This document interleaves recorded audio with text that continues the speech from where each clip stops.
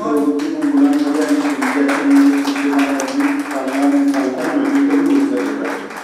आणि त्यासाठी वाचनाची आवड व्हावी यासाठी आपण हा प्रयत्न करतोय।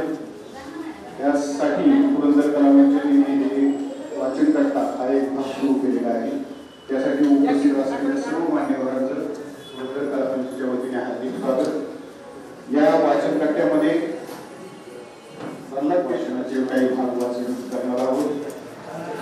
त्याचबरोबर उपस्थित आलेले सर्वांचं मी स्वागत करतो आणि त्यांना विनंती करतो की त्यांनी ग्रंथपूजन करून या उपक्रमाचं उद्घाटन करावं।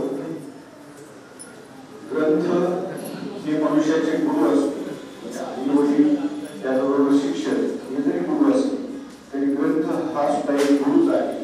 कारण त्यातून बरंच समाजाचं साधन त्याचबरोबर निसर्गाचं आणि आध्यात्मिक धार्मिक सर्व गोष्टींचं ज्ञान प्राप्त होतं। मान्यवरांना विनंती करतो की आपण स्थानापन्न व्हावं। आयोजित करणं पुरंदर कला मंचाचा हेतू काय आणि त्या बाबतीत